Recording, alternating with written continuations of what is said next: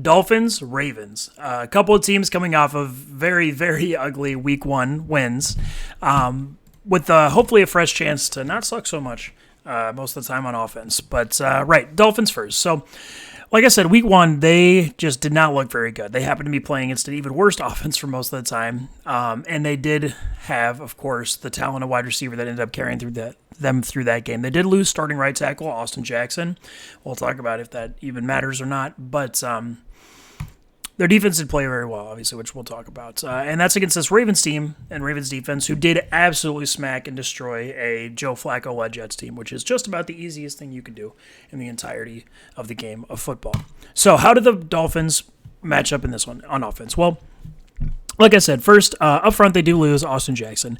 Now, Austin Jackson was not a very good player at this point. Former first-round pick who's just not getting better, not really there as far as an actually useful player. They do, however, have fairly similar backups.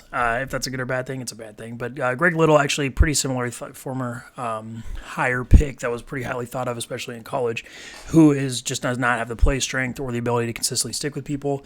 They also might move Robert Hunt out to tackle and put Robert Jones in, which is actually something I think they should do because Jones is just a better player. Not anything notable, really, but it's something.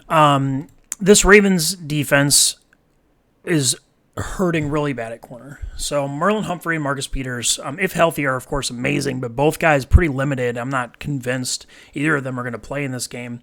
They lost Kyle Fuller to a torn ACL, which really, really sucks for both him and the Ravens. And, these other guys, if it's Jalen Lamar Davis from Alabama, rookie, Brandon Stevens will definitely play in this one. He's okay, but it's not what they're used to when you talk about those top two.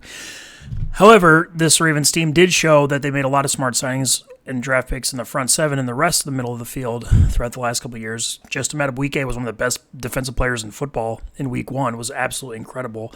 Broderick Washington was really good.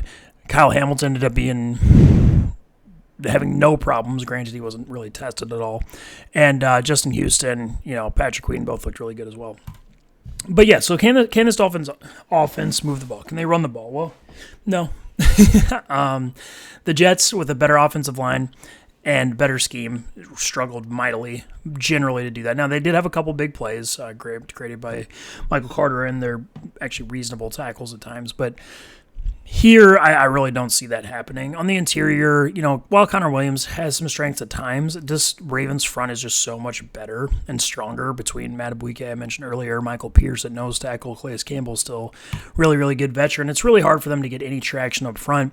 And now that there are other tackles, whether it's Greg Little or Robert Hunt out in space, it's hard to see them pushing Justin Houston or Odafe Owe or whoever the Ravens, end up bringing into the box on the edge. They actually started Malik Harrison at edge, which was crazy and didn't work, by the way. I don't think they'll do that again, but whatever. Either way, I don't see them really winning very much. Teron Armstead, at this point in his career especially, is definitely a better pass blocker than a run guy. He can function really well in certain schemes. This Dolphins one, though, who just kind of depend on smaller draw plays and more push on the interior as opposed to getting guys way out in space and winning there, means that his impact is pretty limited. So I don't see them being able to run the ball really at all, which means, of course, it comes down to Tua. Now, Tua is still bad. He's not the worst in the world for sure. Sometimes he can get the ball out of his hands quickly into fine situations, but he has trouble pushing the ball downfield into positive scenarios with any level of consistency. Really doesn't read the field very well, despite that being his reputation coming out of college. And I'm pretty worried about him into this notably confusing Ravens defensive scheme. This team is constantly giving quarterbacks problem by bringing a bunch of different blitzes, mixing up coverages in the back end very consistently. And while I don't know if they'll be able to do that as much, given the injuries, like I said, in the secondary at corner, I still like them to confuse him quite a bit. But that being said, with those main corners limited, something that's going to be important to remember throughout this whole season with the Dolphins is just how goddamn good Tyreek Hill and Jalen Waddle are. Both those guys are legitimate drivers of offensive football. Tyreek Hill just wins all the time, everywhere. Jalen Waddle actually kind of approaching similar territory. And having guys that good really benefits your offense because no matter what happens, right, you always have chances at positive plays with those guys on the field. So that is kind of where I think the Dolphins end up having the advantage here. And I will say, despite all the problems I just mentioned, with the injuries the way that they are for the Ravens, it's not like their pass rush individuals are so good that it's going to make Tua like unlivable in the pocket most of the time. And because of that, those advantages at corner or wide receiver end up really mattering, and that's if Marlon Humphrey and Marcus Peters play. If they don't, then you're really in trouble. And Brandon Stevens, who I expect to play a lot while I like him, into bigger wide receivers. I don't expect to stick with Tyreek Hill or Jalen Waddle very well at all in this game. So you do have issues there. Now, Marcus Williams is incredibly good as a center field safety. Cal Hamilton, Chuck Clark, both at this point, I'm pretty convinced positive players.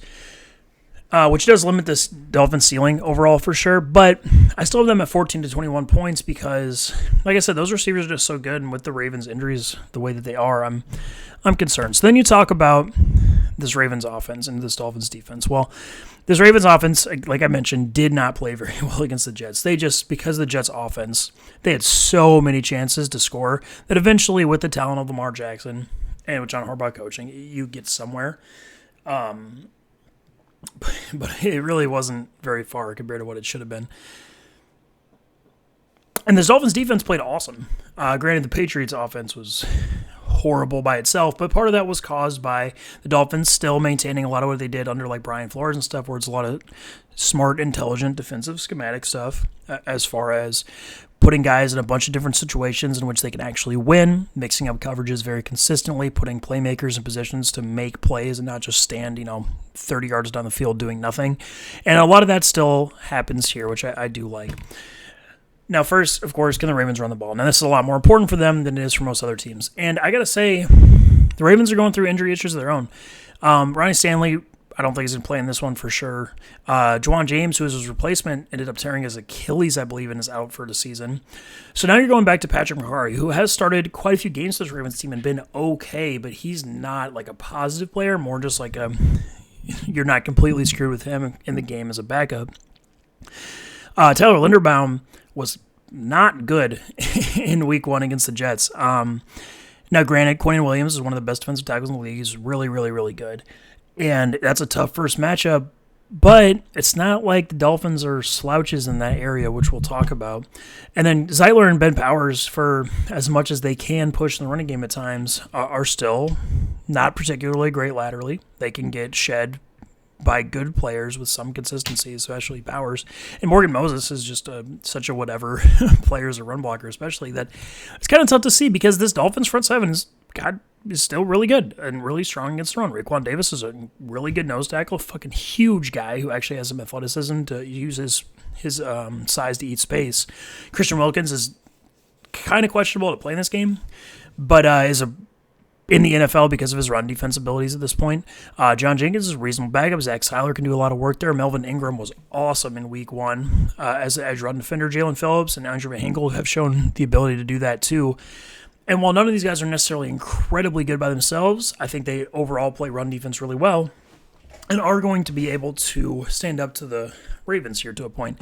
Notably with the Ravens too, they really depend on attacking bad safeties because with all the the read option stuff, the putting Lamar or their running backs or even wide receivers like Devin Duvernay into space in screen and running game stuff, making safeties really react early and get up to the line of scrimmage to stop plays before they get into too much space for them to matter. The good news for the Dolphins in that respect is they actually have those good safeties. Ron Holland is really, really good. And he's actually the exact type of player that I worry about Lamar into because he has the athleticism to keep up with him. And in pass coverage, when we talk about that, I'm pretty convinced he'll be a problem. Brandon Jones, too, as a box guy, has shown to be pretty good. And I actually even like Eric Rowe as a disciplined dude who's seen a lot of stuff before if he ends up playing in this game at all. So while I do think that the Ravens can kind of run the ball just because they are the Ravens, it's not necessarily great. We saw against a kind of similar but probably worse Jets defense in week one that they struggled there.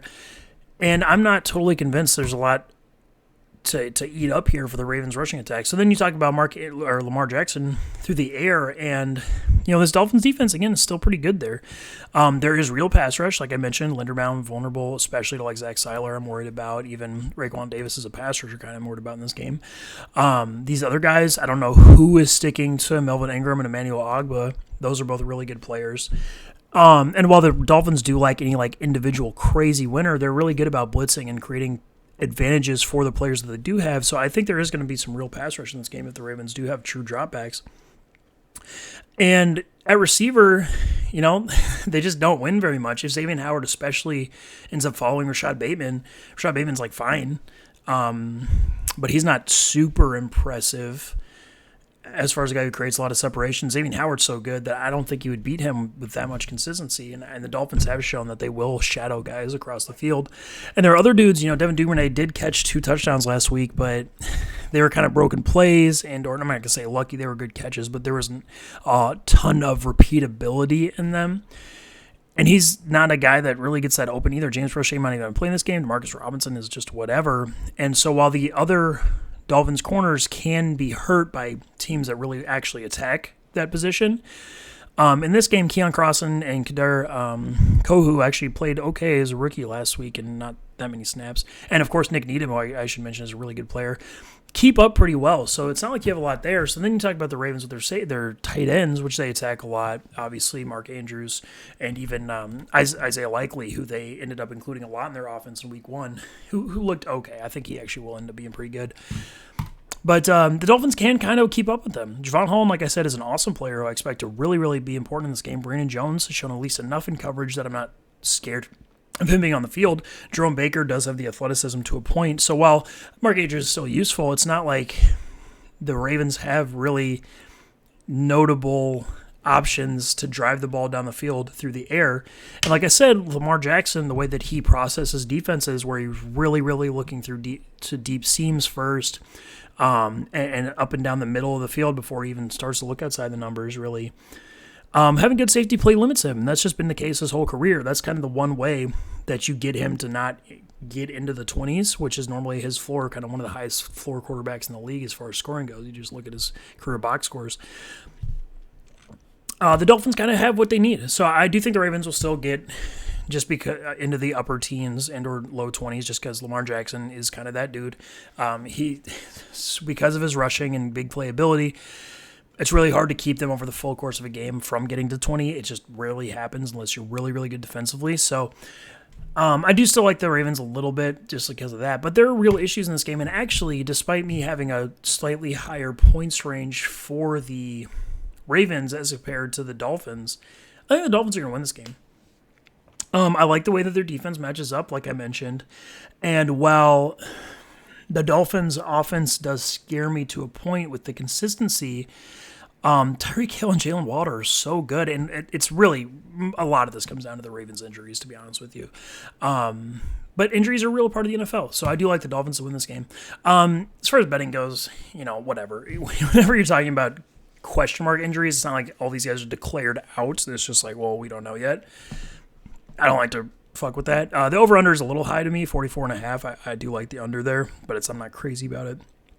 And then, like I said, I do like the Dolphins win this game, but whatever. I feel super strong with how my record with the Ravens over the last 3 years is really, really high. I'm really confident when this team is really successful and when this team is not as successful. And the Dolphins, Week